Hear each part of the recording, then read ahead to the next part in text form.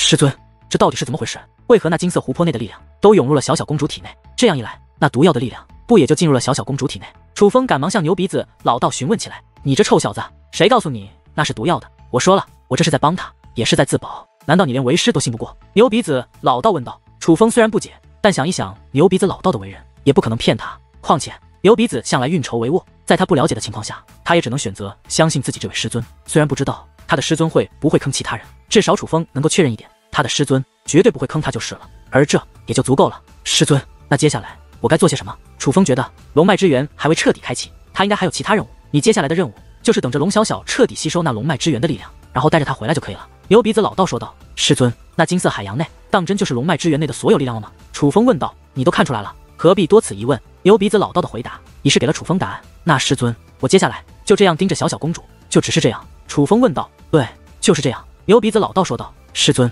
难道您是想将这龙脉之源的所有力量都归小小公主所有吗？那龙氏的其他人不就享受不到龙脉之源的好处了？楚风问道。他已经看出了他师尊的意图，只是这样一来，他们所做的事可就与龙氏的要求完全不同了。不过楚风不仅没有担忧，反而十分窃喜。假如龙脉之源的所有力量都进入龙小小体内，那龙小小本身就有了龙脉之源的价值，龙小小在龙氏内的地位将发生天翻地覆的变化。只有这样做，才能一劳永逸。牛鼻子老道说道。而他这句话也再度确定了楚风的猜测。所以师尊，您让我放入龙脉之源内的不是毒药，而是帮助龙小小融合龙脉之源的东西。楚风很是高兴地问道。那是自然，不过这个东西也有着威胁作用。牛鼻子老道说道。威胁？楚风目光变化。你看到那条龙骸了吧？那乃是真龙的骨骸，是神兽的骨骸，而这龙脉之源的力量就是来自于这神兽的力量。牛鼻子老道说道。竟真是传说中的神兽吗？楚风很是震惊。尽管早就意识到那骨骸生前实力滔天，但楚风真的没有想到它会是神兽。神兽为何物？那乃是真正的传说之物，是真正的神灵级的存在。它究竟具有何等力量，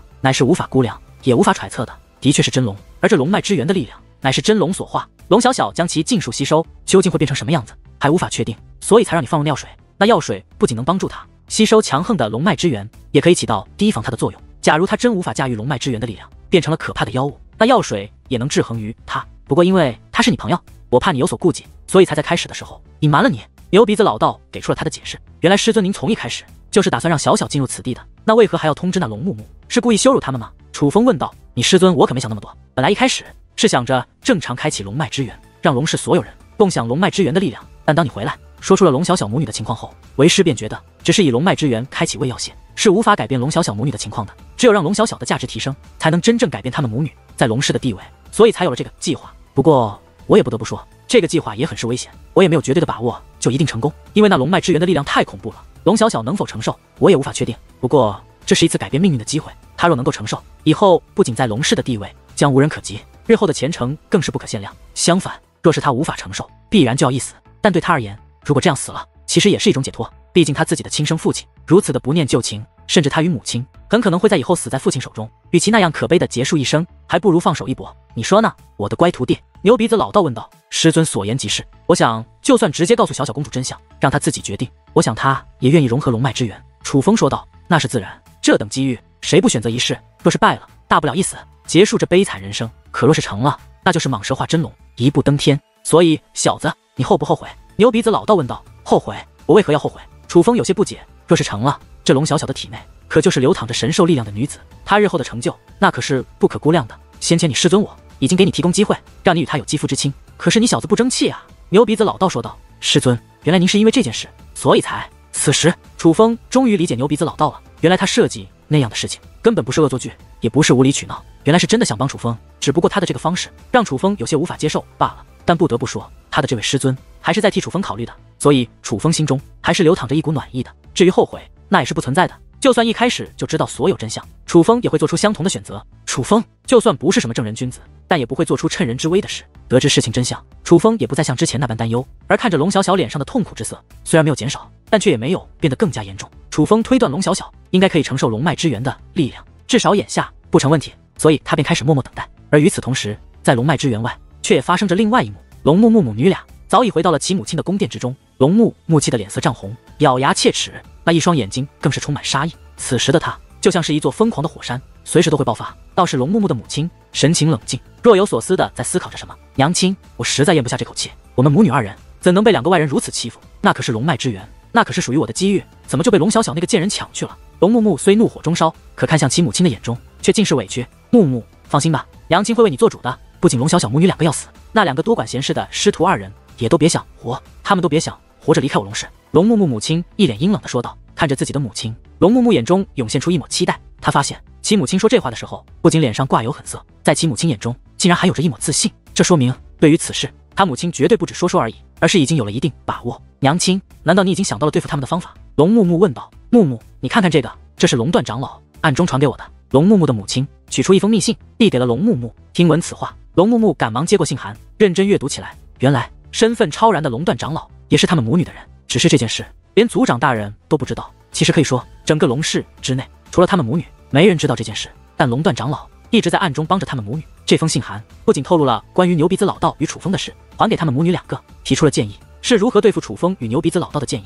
因此，看过这封信函之后，龙木木脸上的喜色也是更浓。原来这对师徒两个竟然得罪了悟道圣尊的弟子，那也就等于是得罪了悟道圣尊。娘亲大人，那我们岂不是可以用悟道圣尊这件事来让父亲对他们师徒二人了？龙木木说道。身为龙氏身份特殊之人，他们也知道龙氏内一些常人不知道的秘密。悟道圣尊与龙氏之间有着一些合作，其中包括了一个非常了得的遗迹。那遗迹需要龙氏与悟道圣尊联手才能开启，只因利益分配的问题，始终没有达成共识，甚至还发生了一些不愉快，这才导致开启那座遗迹的时间被搁置了许久。为此，龙氏族长甚至多次拜访悟道圣尊，主动降低筹码，想要开启遗迹，但竟也被悟道圣尊拒绝了。这件事可以说一直是龙氏族长想要解决的一个难题。在龙木木看来，既然楚风师徒两个与悟道圣尊有如此恩怨，便大可以将楚风师徒两个交给悟道圣尊处置，也许悟道圣尊就会愿意妥协，与他们联手开启遗迹。虽说龙氏族长也很在乎颜面，也很在乎信誉，但龙氏族长其实更在乎利益。不愧是我的宝贝女儿，与母亲想到一起去了。想必龙段长老也是这么想的。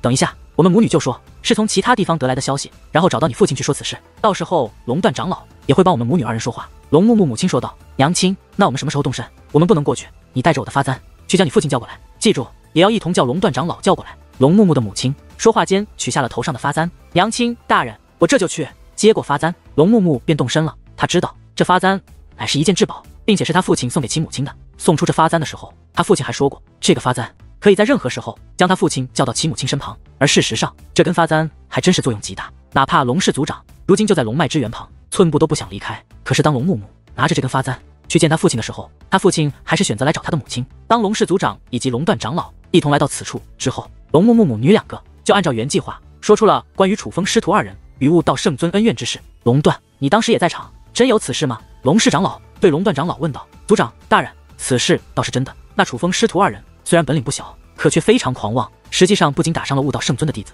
还杀了鬼脸天尊和罗陀大师。虽说鬼脸天尊和罗陀大师之前言语上确实有些过火，可也罪不至死。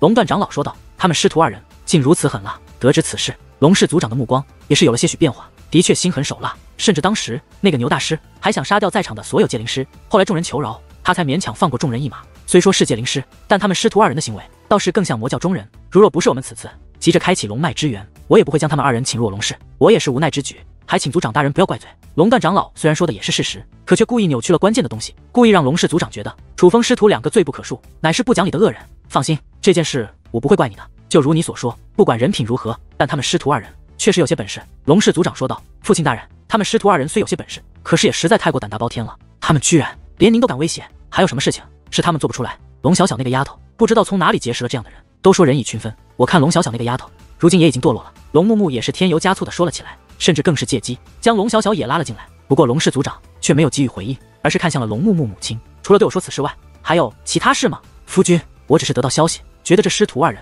人品有些问题，非常不可靠。又听闻他们师徒二人要求开启龙脉之源后就进入我龙氏祖地之中，可我龙氏祖地乃龙氏重中之重，岂能容外人踏入？况且还是这种拙劣之人，我甚至觉得他们进入龙脉之源，搞不好都会动些手脚。我是怕夫君您太过信任他们而吃了大亏，所以才在如此关键的时刻将你叫来，提醒你一下，还请夫君莫要怪罪。我也实在是为夫君，为我龙氏着想。龙木木母亲并没有直接要求龙氏族长对付楚风和牛鼻子老道，她只是将这些消息灌输给龙氏族长，最后如何决断，还是由龙氏族长来判断。这件事我知道了。龙氏族长说完此话，便直接离开了。见状，龙段也是赶忙跟着离开。此时，这宫殿之内就只剩下了龙木木母女二人。先前还觉得胜券在握的龙木木，眼下竟表现出了一些慌张。母亲大人，我怎么觉得我父亲并没有太大反应？龙木木说出了自己的担忧，他害怕龙氏族长不去对付楚风师徒。放心吧，父亲他已经心中有数了。只是相比于龙木木，龙木木的母亲则是十分的自信。随后，龙木木母亲更是带着龙木木再度前往了龙脉之源。凭借他对龙氏族长的了解，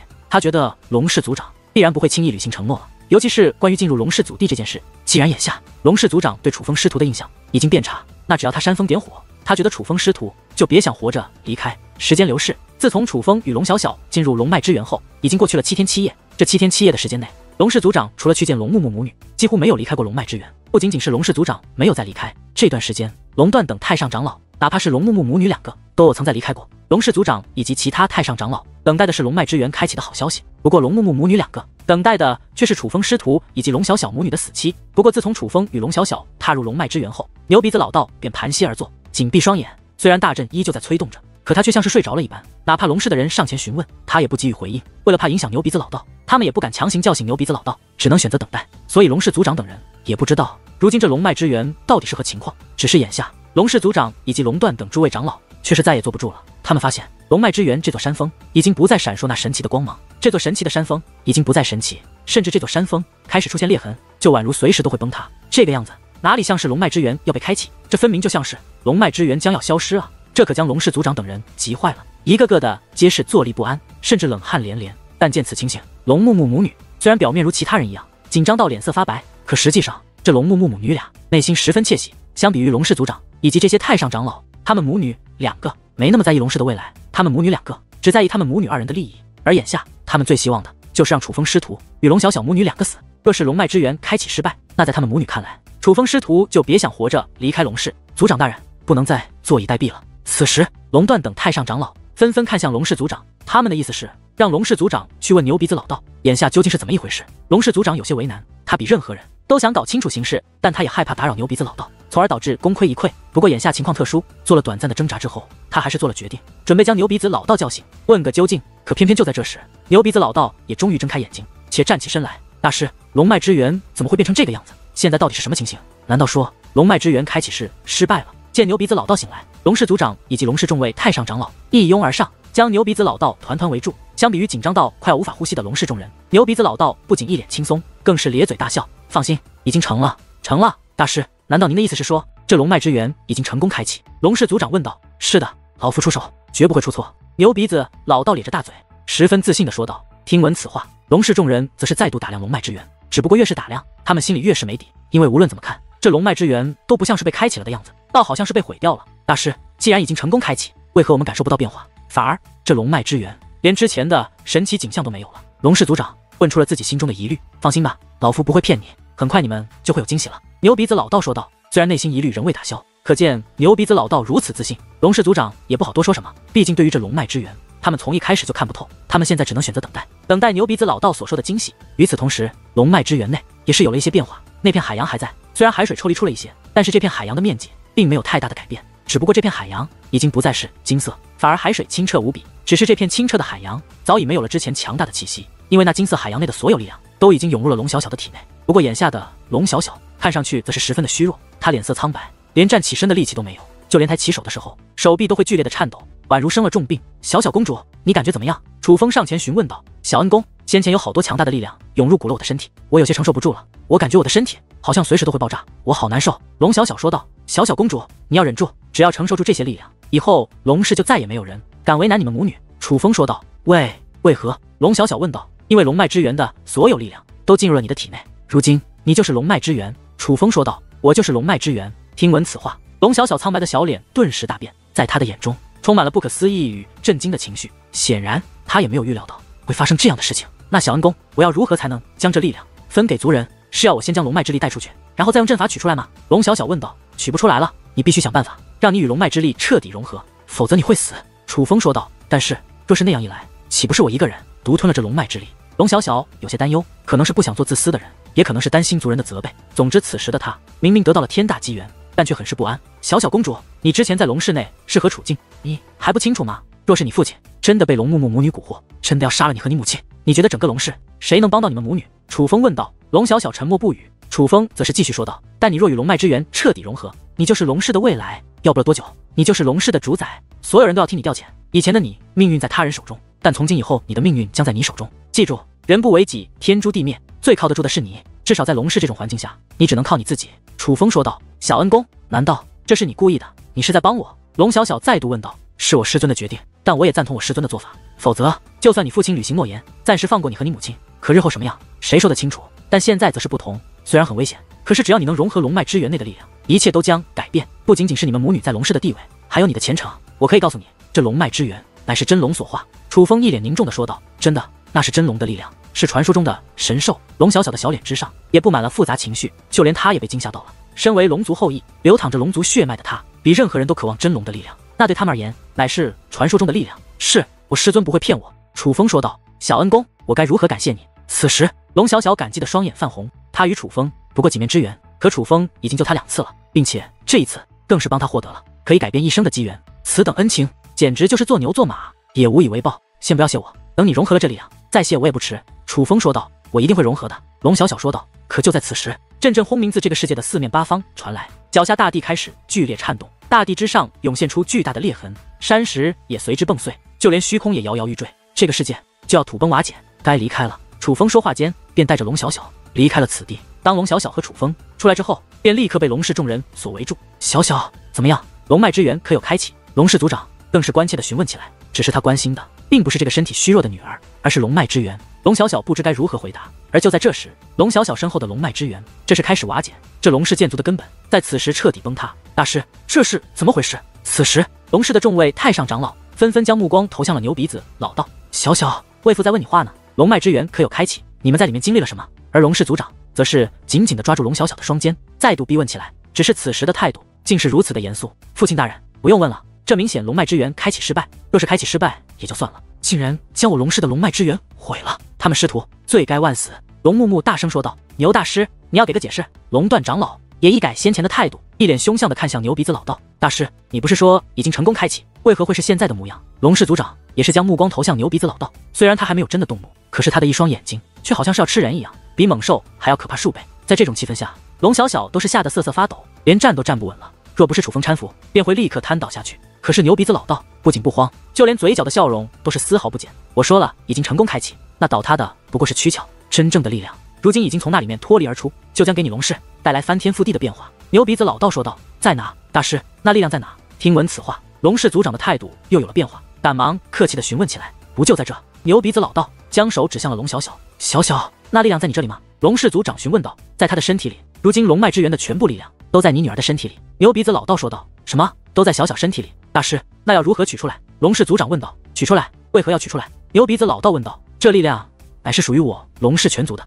当然要取出来。龙木木母亲大声说道。此时就连他也是坐不住了，取不出来了。龙脉之源的力量将与小小公主共存亡，他生则力量在，他亡则力量散。牛鼻子老道说道。大师，你这是何意啊？有太上长老问道。还不明白吗？那老夫就说得再清楚一点。如今小小公主就是龙脉之源，将掌控龙脉之源的全部力量。从今以后，你龙氏能否兴盛还是衰败，就要看他的了。只有他能改变你龙氏的命运。牛鼻子老道再度说道。而他此话一出，龙氏在场的所有人都是神色复杂，宛如受到了惊吓一般。尤其是龙木木母女，那个表情简直比吃了屎还要难看。胆大至极，你们真是胆大至极！这龙脉之源乃属于我龙氏，你们竟然暗中勾结，将这龙脉之源的全部力量都转移到了龙小小体内，你们这与偷盗有何分别？夫君，此等行为罪不可恕，绝对不能姑息。龙小小勾结此2人，将我龙脉之源占为己有，全都应当就地处斩。龙木木母亲说道。这位夫人，你说的这是什么话？若按照你所说，龙小小就不属于你们龙氏了吗？牛鼻子老道问道。他是我龙氏之人不假，可也不该独吞龙脉之源，此等行为不配为龙氏族人。龙木木母亲说道。那又是谁告诉你龙脉之源的力量是要平分给你龙氏的？你连龙脉之源什么时候开启都不知道，如何开启都不知道，现在与老夫谈这些，依我看，你就是没有得到龙脉之源的力量而不甘心吧？若说私心，此处的确有人有，但不是老夫，也不是小小公主，而是你这个泼妇。牛鼻子老道对龙木木母亲说道。泼妇？你这牛鼻子竟敢骂我是泼妇，我要你命！龙木木母亲勃然大怒，说话间竟然释放出威压。一品武尊，这龙木木母亲虽是一个妇人，但她实力竟如此强大，竟是一位一品武尊境的高手，放肆！可就在此时，一声怒喝响起，紧接着一股强大的气息便覆盖这方天地。在那气息涌现之后，楚风便感受到了极强的压迫感，仿佛只要对方愿意，这方天地瞬息之间就可以被摧毁，同时他们所有人也都将要死去。是龙氏族长，这位龙氏的最强者终于在此时出手了，只不过他的威压只释放了一瞬间，这是警告，是对龙木木母亲的警告。夫君，龙木木母亲显然还是很惧怕龙氏族长的，他已经收回了威压，并且低下了头。不过在警告过龙木木母亲后，龙氏族长也并没有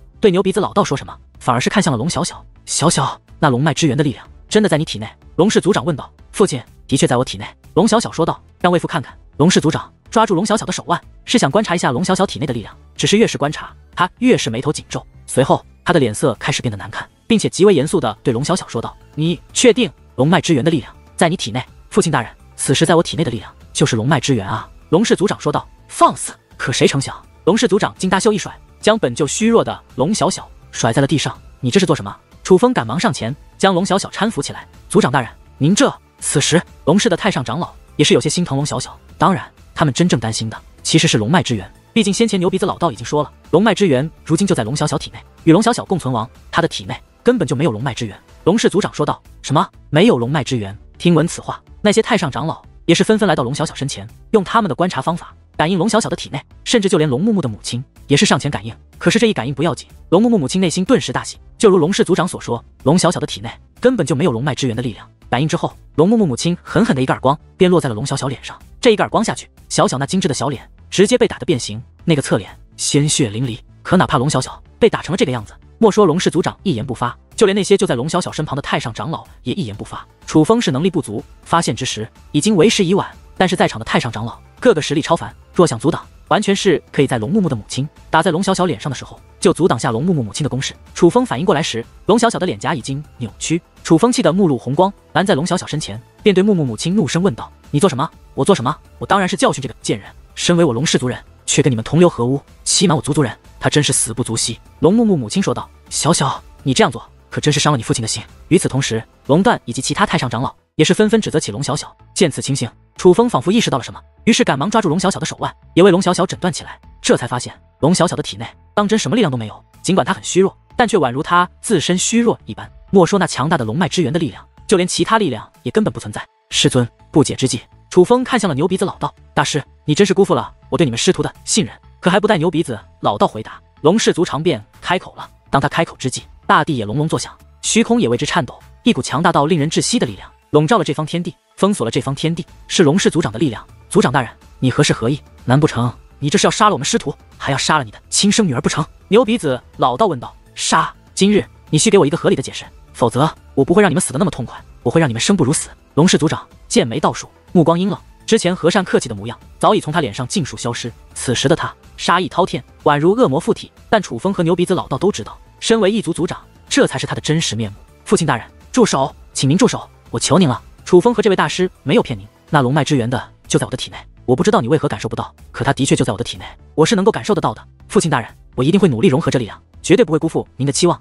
但楚风师徒二人，他们不是骗子，他们乃是我龙氏的恩人。父亲大人，您千万莫要难为他们。龙小小努力爬起来，又跪在地上，向自己的父亲哀求。他知道他没有骗人，那力量明明就在自己体内，哪怕外人感受不到，可是他却很清楚。龙小小，你闭嘴！你不配说这些话，你更不配做龙氏族人。我现在就替父亲教训你。龙木木走到龙小小身前，是要对龙小小出手。楚风本想阻拦，奈何自己就动弹不得。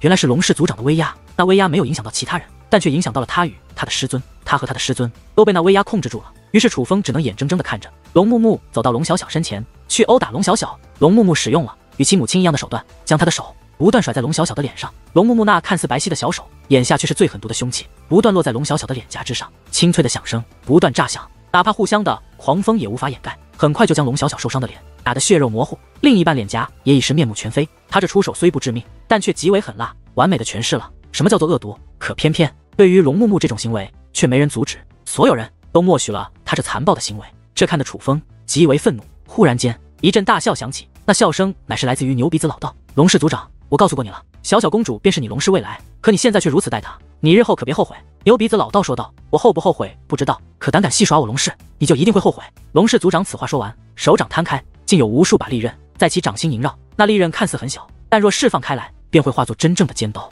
所有人都知道，龙木木殴打龙小小只是一个开始，龙氏族长即将亲自出手，而他这一出手，那遭殃的可就是楚风和牛鼻子老道这对师徒俩了。族长大人，您看小小殿下，您快看！可就在此时，忽然有一位太上长老高声呼喊起来。听得此话，龙氏族长倒也将目光投射了过去，这才发现龙小小竟然有了变化。他被龙木木打得面目全非，但却吭都没吭一声，甚至都未曾闪躲，任凭龙木木的手掌不断落在他的脸上。哪怕每次被龙木木打翻在地，他也会立刻起身。那等倔强代表着他对龙木木的不妥协和不服输。可现在，龙小小却躺在地上，痛苦哀嚎，那哀嚎声是如此的撕心裂肺，是如此的令人心碎。装，你就装，区区皮肉之苦，你就搞得像是快要死了一样。龙小小，你可真是好眼界！看着如此痛苦的龙小小，龙木木不仅不为所动，反而站在一旁冷嘲热讽，用尽恶毒语言去挖苦龙小小。龙小小，你别以为你装成这个样子，我龙氏就会放过你。龙木木此话说完，又看向龙氏族长，父亲大人，您千万别同情这个叛徒，他勾结外人，毁我龙氏根基，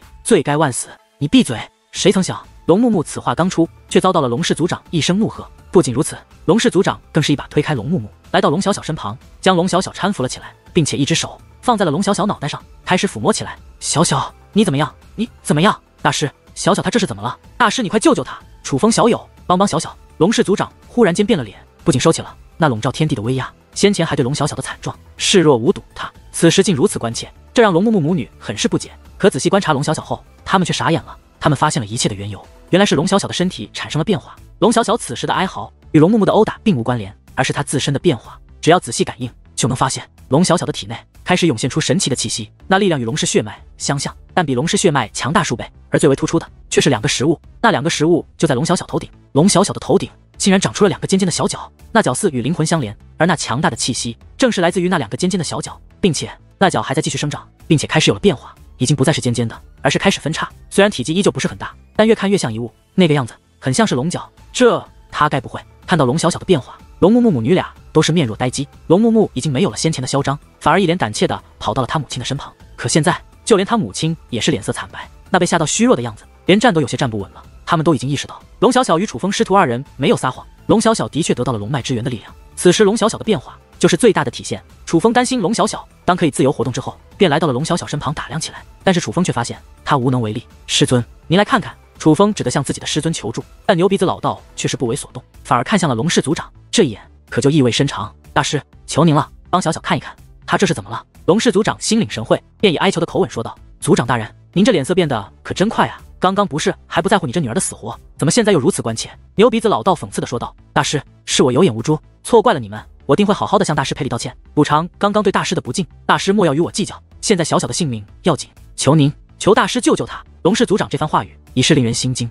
可是他接下来做出的举动更是让人意外，他竟扑通一声跪在了地上，随后对牛鼻子老道师以跪拜大礼。这个举动做出之后，龙氏在场的所有人都呆住了，这可是他们的族长大人，是高高在上的族长大人，这么多年哪怕面对圣光一族，也未曾见他们的族长大人跪下过，可现在他们的族长大人却跪下了。但要说惊，最受惊吓的还是龙木木母女，他们都很清楚龙氏族长为何跪，那自然是因为龙小小。如今龙小小已经可以让龙氏族长下跪认错，他的重要程度已经不敢想象，这让他们母女二人越发恐慌。随后扑通一声，竟纷纷瘫坐在地上。他们实在做不到不怕，毕竟他们与龙小小的仇怨已是不共戴天，他们的关系早就形同水火。这龙氏族内有他们母女，便没有龙小小母女，而现在的情况对他们母女而言，则是极为不利。好了，族长大人，老夫不是不讲理的人，您快起来吧。见龙氏族长跪下，牛鼻子老道这才动身为龙小小诊断起来。两个消息，一个好消息，一个坏消息。龙氏族长想先听哪一个？诊断过后，牛鼻子老道说道：大师，先说好消息吧。龙氏族长说道：好消息就是龙脉之源开始与小小公主融合，若能顺利，小小公主的血脉之力将得到全面升华。你看她头上的龙角，就能看出她的变化。不是老夫说大话，若是小小公主能顺利成长，那日后这圣光天河到底谁说的算，还真就不一定了。牛鼻子老道说道。他简单几句话，便让龙氏族长以及龙氏的众位太上长老欣喜若狂，超越圣光一族，那不正是他龙氏的目标吗？只是这个目标乃是大罪，是他们平时连在族内都不敢提的事情，最多也就在心中想一想。可现在他们却见到了希望，并且这个希望极大，甚至可以说不出意外是必然可以实现的，这叫他们怎能不喜？天要兴我龙氏，真是天要兴我龙氏啊！龙氏的太上长老们一个个的更是双拳紧握，激动的呐喊出来。从开始对龙脉之源寄予厚望，后来以为龙脉之源被毁的失望，又到此时的重燃希望，且见到希望，那种大起大落后的喜悦情绪，反而比一开始来的更加凶猛。先别高兴得太早，牛鼻子老道说道。大师，那坏消息是什么？龙氏族长赶忙追问道。他知道坏消息肯定也与龙脉之源有关。小小公主天赋不错，与龙脉之源本就契合，虽然必然会经历痛楚，但融合乃是必然之事。只是如此关键时期，却被人如此羞辱，且遭受如此残暴的殴打，这使得小小公主身心皆是遭受重创。现在这种情况，怕是要融合失败。牛鼻子老道说道。融合失败。听闻此话，龙氏族长以及太上长老脸上的喜色顿时不见，取而代之的乃是无比的慌乱。大师，您一定要帮帮小小，只要能够帮小小成功融合，您要什么酬劳，我们都会满足您。龙氏族长抓着牛鼻子老道说道。族长大人，这件事老夫可帮不到你们。从一开始我就已经把一切说得清楚，是你们不相信，老夫不相信小小公主。本来是一件极好的事情，变成现在这种局面，可不是因为老夫，纯粹是你们龙氏族人自己弄的。牛鼻子老道这番话，让龙氏族长以及其他人皆是脸上无光，目露惭愧。倘若龙小小狠的因为他们刚刚的举动而与龙脉之源融合失败，那他们可就都成为了龙氏历史上的罪人，一辈子都要背负骂名。他们有何脸面面对列祖列宗？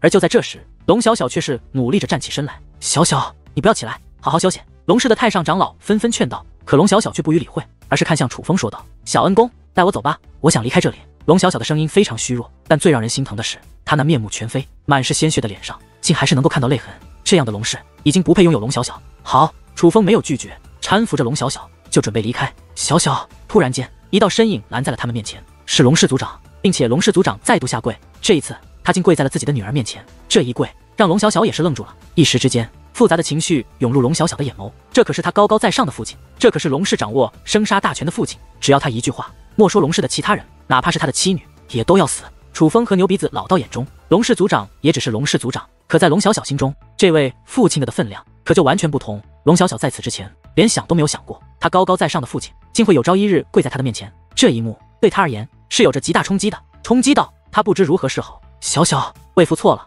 是父亲错怪了你，但那龙脉之源先前在你身上未曾显现，不仅为父感应不到，其他人也感应不到，这也不能全怪父亲，这完全就是一个误会。你可莫要离开龙氏啊，莫要真的怪父亲啊。龙氏族长满面歉意地说道：父亲大人，您是我父亲，就算您打我骂我错怪我，我都不会怪你。可那母女二人一心想置我与母亲于死地，这件事您是清楚的。若不是今日楚风来到龙氏，我母亲还在进牢关押，我还在被关禁闭，日后是生是死都不清楚。这样的龙氏，我如何敢留？龙小小说道。小小，你别说了，为父知道该怎么做。龙氏族长站起身来，且退后了几步，但他并没有看向龙木木母女，而是高声说道：刚刚是谁打我女小小？自己跪地认错。这一句话不是很响亮，但落入耳中却是极为的刺耳。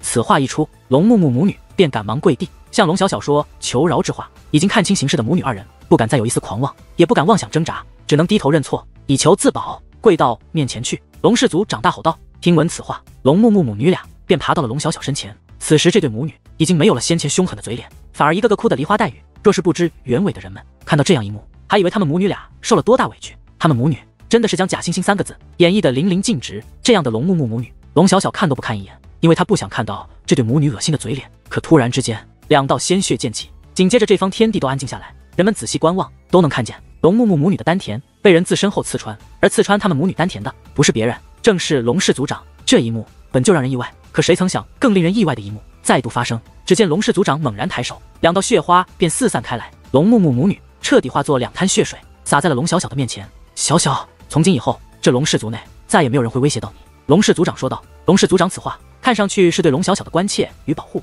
可在楚风眼中却看不到这些，他所看到的只有这位族长大人的狠辣与残忍。明明龙木木母女才是他如今最疼爱的妻女，可只因利益，只因龙氏未来，他就能痛下杀手。由此可以看出，这位龙氏族长是一位多么狠辣的人物。倘若今日不是龙小小真的融合了龙脉之源的话，那么死的就将是龙小小。这位父亲也绝对不会手下留情，可能也是想到了这里，龙小小竟身子一歪，昏了过去。大师，您快看看小小。龙小小昏迷后，龙氏族长担心极了。见状，牛鼻子老道则是取出丹药帮龙小小服下。神奇的是，那丹药服下之后，龙小小不仅面容瞬息恢复，就连气息也是变得平稳了许多。族长大人，你莫要担心，小小公主心火已除，并无大碍了。若不出意外，小小公主必能将龙脉之源的力量完美融合，现在需要的就只是时间而已。牛鼻子老道说道。多谢大师，多谢大师。龙氏族长感激不已。楚风看得出来，此时的龙氏族长的感激不是装的，而是发自内心的感激。看着这样的龙氏族长，牛鼻子老道也是笑着点了点头，只是看着自己这位师尊的笑容，再看看那一个个紧张的满头大汗的龙氏族长和太上长老，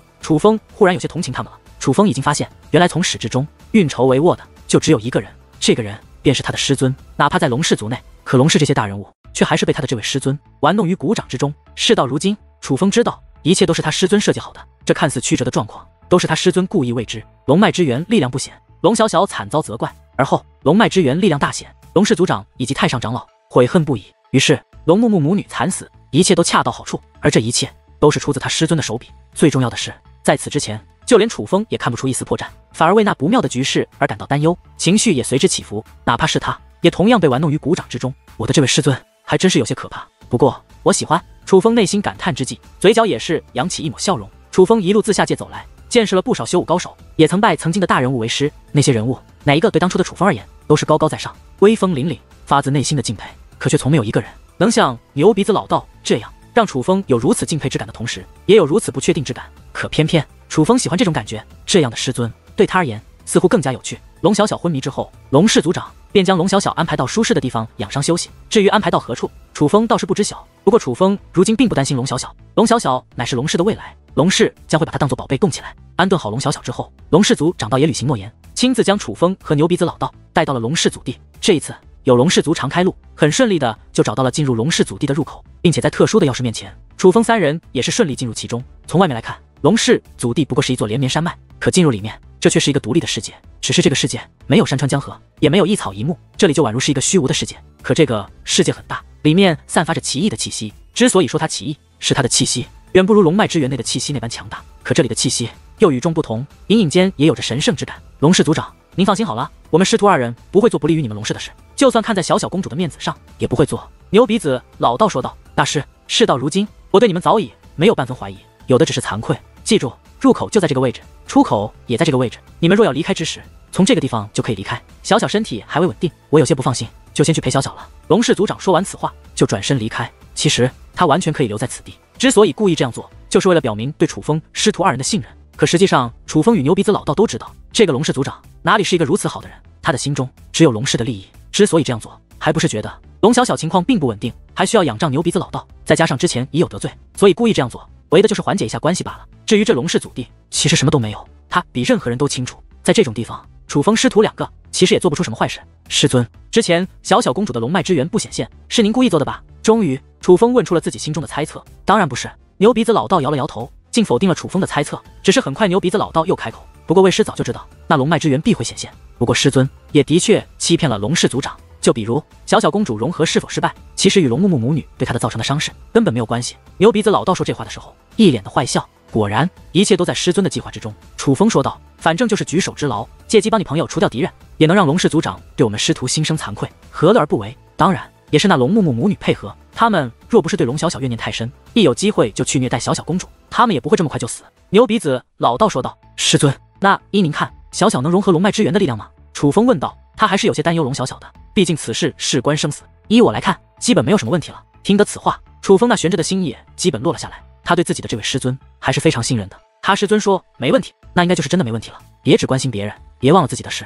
牛鼻子老道说道。师尊，我们该如何做？楚风说话间，将那颗麒麟蛋取了出来。可是当那颗麒麟蛋刚刚出现，一股强大的力量便自麒麟蛋内释放而出，不仅将楚风推开，就连牛鼻子老道也被推得倒退数步，而楚风更是飞出数千米之外。虽说并没有受伤，可是那强大的冲击力还是让楚风内心一紧，暗叫不好。尤其是此时麒麟蛋所涌现出的变化，更是让楚风感到有些害怕。一股极其恐怖的气息开始自麒麟蛋内释放而出，那气息从无形化作有形，一道道强大的起波不断向外扩散。这种情况下，莫说楚风被越推越远，就连牛鼻子老道也被越推越远，根本就无法那颗麒麟蛋。楚风，快离远一点！突然间，牛鼻子老道大喝一声。听闻此话，楚风则是赶忙倒退了100米开外。我让你离远一点，你发什么呆？退到看不到这颗麒麟蛋为止。牛鼻子老道说道。师尊，那您呢？楚风不敢犹豫，已经按照牛鼻子老道的在做，只是他担心牛鼻子老道。放心，我不会有事。说完此话，牛鼻子老道便拔空而起，他立于虚空之上，双掌合并，紧接着这天地间奇异的力量便开始再自四面八方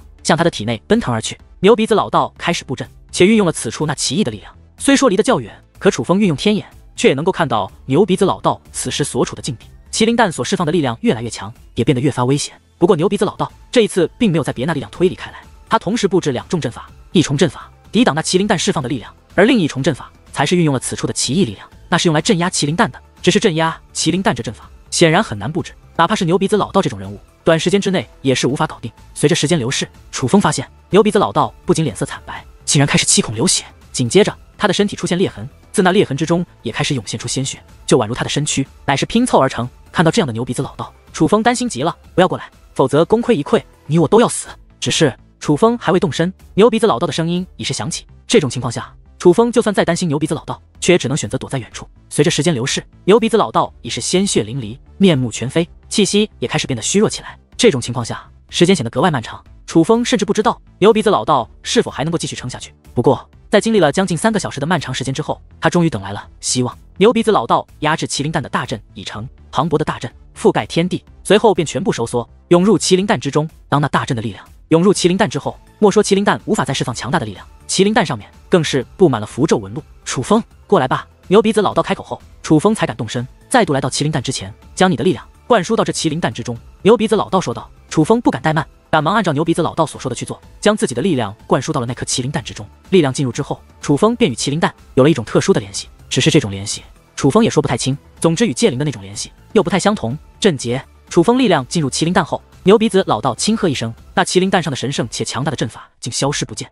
只是那颗麒麟蛋却也没有了之前的异动，仿佛比之前还要安静。至于牛鼻子老道，则是扑通一声瘫坐在了地上。师尊见状，楚风则是赶忙上前，释放出自己的结界之力，想要为牛鼻子老道疗伤。只是楚风惊愕地发现，他对于牛鼻子老道此时的伤情竟然无能为力。没事，小问题，休息一下就好了。牛鼻子老道虽然嘴上说这没事，可他那满是鲜血的脸颊与身躯，简直就像是一个身负重创的将死之人，看得楚风实在心疼。楚风，你这颗麒麟蛋受这阵法影响，暂时应该不会破蛋而出。就算它破蛋而出，有着阵法在，它也无法伤害你。当然，这阵法只能保证它无法伤害你，你并不能掌控它。此物的确不是凡物，从它的力量可以推断，它是很厉害的妖物。此物日后必成大妖，就算不是神兽，但力量怕是也不会弱于神兽太多。你若能利用好它，它便会成为你的一大助力。牛鼻子老道说道。我真是没想到，布置此阵会让师尊付出如此大的代价。早知如此，我便直接将它丢掉了。楚风内心惭愧，他没有想到压制这颗麒麟蛋会让牛鼻子老道付出如此大的代价，而他只能袖手旁观，这让他对牛鼻子老道十分愧疚。